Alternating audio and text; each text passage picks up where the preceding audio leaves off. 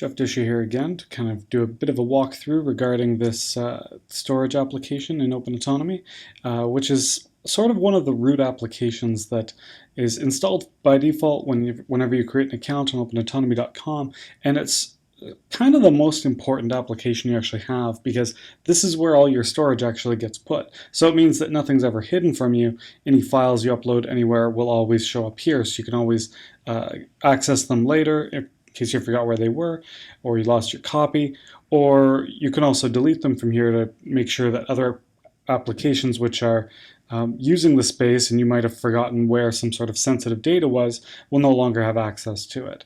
So it ends up being one of the really pivotal components in the system, but usually you only interact with it indirectly, like in the case with the details application in the previous video where the user pick was set. But this is what it looks like normally. You can see all I've got is this one directory here, which has the appearance file, which is being used as the user appearance. And you can look at this, which just shows kind of how much of the space you're using. And there's information where you can actually request to buy more. This is all topped up with Bitcoin.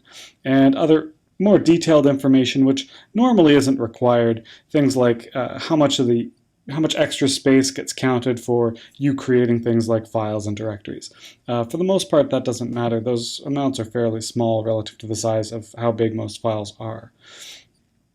So what we're going to do is look through a few quick examples of how things like permissions change how the system works and how that gives you a lot of control over what's going on, and then also go on to show how shared directories work, which is a feature which allows for things like collaboration or broader scale distribution of files without you giving up your control to it.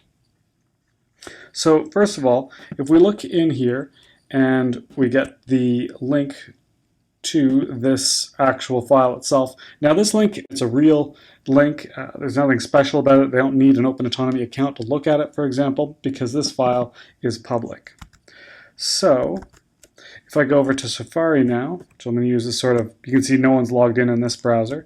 Oh, and also this is what it sees when it tries to access your storage. So no one else can see what's here. So if I just try pasting in that link, then it tries to download something. And we have that file. Now that's fine, except what happens now if we want to change the permissions on it to restrict it? I'm only going to do this temporarily because I am using it for these other purposes like the user appearance. And if I made that private, then nothing would be able to see what I looked like, so it wouldn't be useful. So I'll change this to private just for a moment. So you can see it's updated this. And now if I try and download the file again, it just says I don't have access. So this is how you can control the individual access to the specific files you have. So I'll just change that back to public. And now I'll go back to the top, the root here, and I'll show you what happens when you want to do something like, say you want to put together some files to distribute to a team you're working with. So we'll say, create a directory here, we'll call it Team 1. Now if I go into Team 1, I'm going to upload a file here, but I'm actually going to make it private.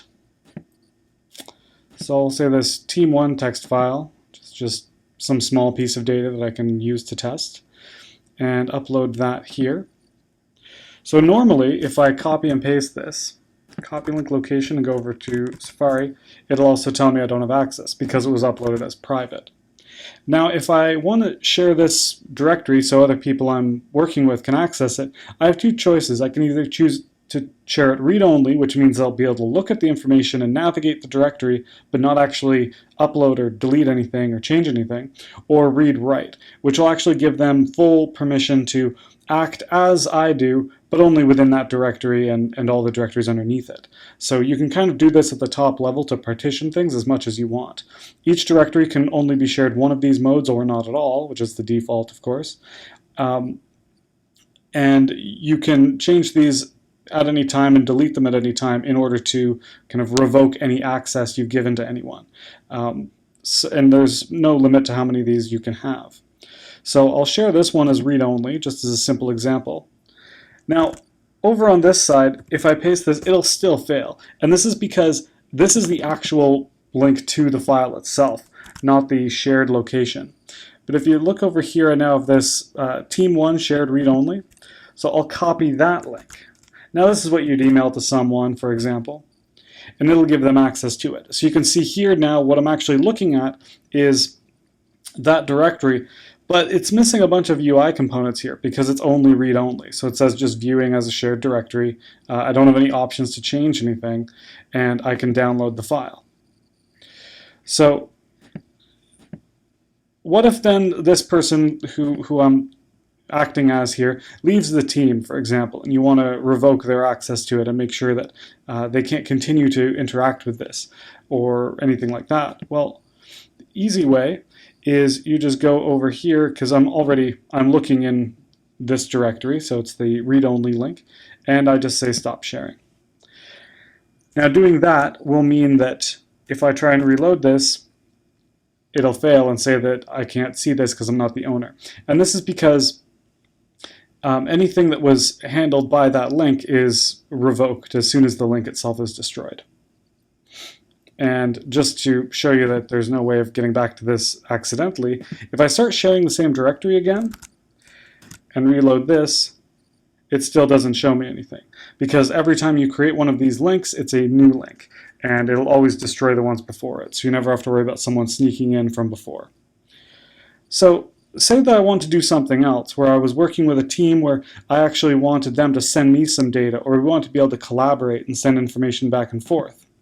Well, I could go back to the top and say, I'll create this team 2. I'll put a space in it this time just to show that works.